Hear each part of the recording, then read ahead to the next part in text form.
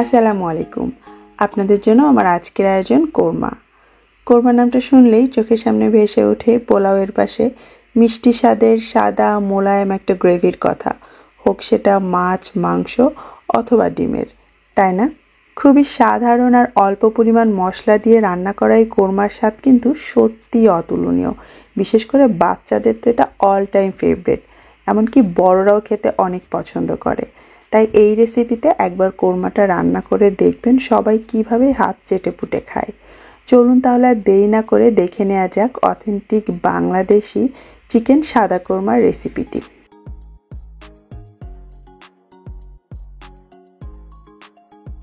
আজকের কোরমাটা রান্না করার জন্য আমি ব্রয়লার চিকেন ব্যবহার করছি। এই কোরমাটা সাধারণত ব্রয়লার চিকেন বা রোস্ট রান্নার জন্য যেসব মুরগি ব্যবহার করা হয় সেগুলো দিয়ে বেশি টেস্টি লাগে। এখানে আমি 1 কেজি চিকেন নিয়েছি এবং এগুলোকে আমি মিডিয়াম কাটে কেটে নিয়েছি। খুব বেশি বড় রাখবেন না, ছোট করলে ভেতরে মশলাগুলো ঢুকে এবং খেতে বেশি টেস্টি হয়। আর ব্রয়লার চিকেন নিলে 1 কেজি ওজনের যেসব মুরগিগুলো পাওয়া যায় সেগুলো নেবেন, তাহলে খেতে আরও বেশি টেস্টি হবে। মাংসটাকে কেটে ধুয়ে নিয়ে তারপর আমি এতে দিয়ে দিচ্ছি 1 চা চামচ লবণ এবং আধা চা চামচ দিয়ে দিচ্ছি সাদা গোলমরিচের গুঁড়ো।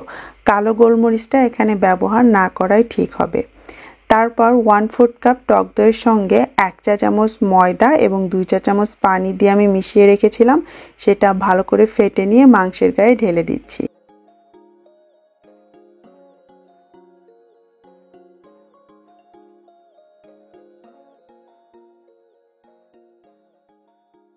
চিকেনের সাথে উপকরণগুলো দিয়ে ভালো করে আমি মেখে নিব। এটাকে লম্বা সময় ধরে ম্যারিনেট করে রাখার কিছু নেই। রান্নার শুরুতেই এই কাজটা করে তারপর বাদবাকি উপকরণগুলো আপনি রেডি করতে থাকবেন, ততক্ষণ এটা মাখা থাকলেই হবে। আর গোলমরিচের পরিবর্তে ঝালের জন্য আপনি চাইলে এখানে 1 চা চামচ কাঁচামরিচ বাটা ব্যবহার করতে পারেন। তবে কোরমার কালারটা যদি সুন্দর সাদাটে চান তাহলে সাদা গোলমরিচই এখানে বেস্ট, কালো গোলমরিচটা কিন্তু দেয়া যাবে না। কাঁচামরিচের কারণে হালকা একটু গ্রিনিশ ভাব চলে আসে, এছাড়া আর কোনো অসুবিধা নেই। মাংসটাকে মেখে রেখে বাকি উপকরণ গুছিয়ে এবারে চলে এলাম আমি মূল রান্নায়। তার জন্য প্যানে আমি 1/4 কাপ তেল নিয়ে নিচ্ছি। আপনি চাইলে পুরো রান্নাটা ঘি দিয়ে করতে পারেন অথবা আমার মতো ফাঁকিবাজি করে সাথে অল্প করে একটু ঘি মিলিয়ে নিতে পারেন।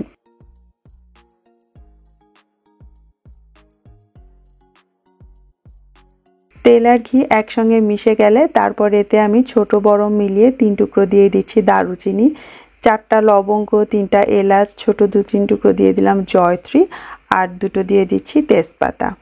মিডিয়াম আঁচে আমি এগুলোকে হালকা করে একটু ফোড়ন তুলে নিব। খুব বেশি আঁচ দেব না, তাহলে কিন্তু তেল আর ঘিটা পুড়ে যাবে। তারপর এতে 1.5 টেবিল চামচ আদা বাটা আর 1 টেবিল চামচ রসুন বাটা সাথে সামান্য লবণ দিয়ে একসঙ্গে একটু ভুনে নিচ্ছি। এরপরে আমাদের এর মধ্যে দিতে হবে পেঁয়াজ।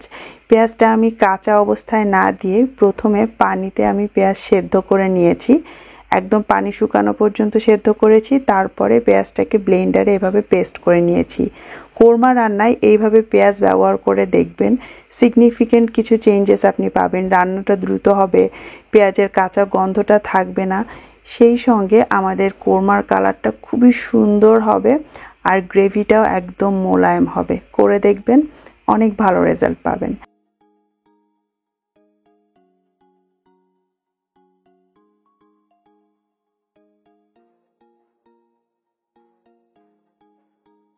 সবকিছু একসঙ্গে 2-3 মিনিট ভালো করে ভুনে নেওয়ার পর এবারে আমি এতে দিয়ে দিচ্ছি 3টা আস্ত কাঁচামরিচ, 6-7টার মতো দিয়ে দিচ্ছি কিশমিশ, 1 চা চামচ থেকে সামান্য একটু বেশি দিয়ে দিলাম ধনে গুঁড়ো এবং আধা চা চামচ দিয়ে দিচ্ছি গরম মশলার গুঁড়ো।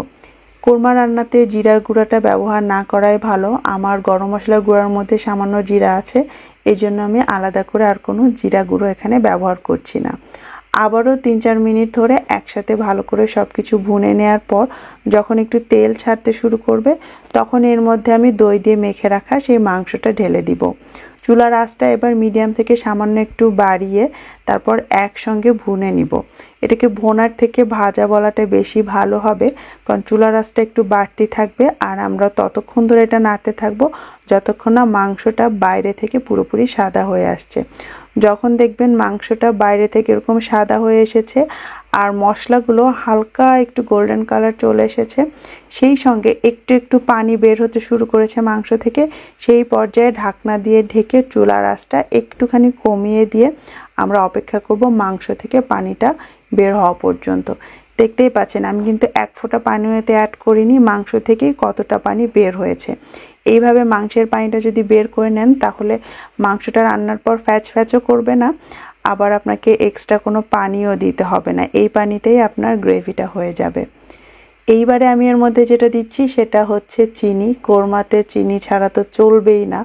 এখানে আমি 1/4 কাপ চিনি দিচ্ছি। অনেকে হয়তো মাথায় হাত দিয়ে বসে পড়বেন যে এত চিনি খাওয়া যাবে না। আসলে কোরমা রান্নায় এই পরিমাণ চিনিটা আপনাকে দিতেই হবে, না হলে কোরমা সে অথেন্টিক টেস্টটা কিন্তু আপনি পাবেন না। স্বাদ মতো আর একটুখানি লবণ আমি এখানে অ্যাড করে দিলাম, আপনারা চেক করে নেবেন। তারপরে আমি এর মধ্যে দিয়ে দিব দুধ 1 কাপ। দুধটা আমি জাল করে রেখেছিলাম এবং দুধটা হালকা একটু গরম অবস্থায় এর মধ্যে অ্যাড করেছি।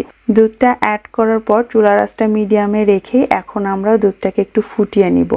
দুধকে খুব বেশি আমাদের গাঢ় বা ঘন করতে হবে না।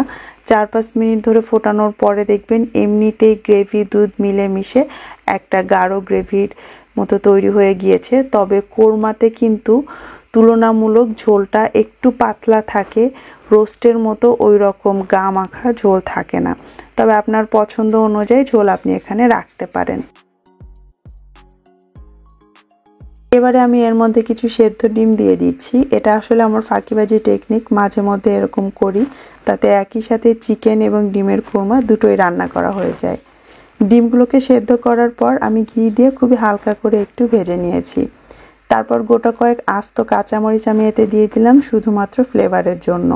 তারপর ঢাকনাটা দিয়ে মিডিয়াম লো আঁচে ঠিক 2-3 মিনিটের জন্য আমি এটাকে রান্না করে নিব। এর বেশি জাল করার দরকার নেই, কারণ আমরা এর মধ্যে একটু গ্রেভিটা বেশি রাখতে চাচ্ছি।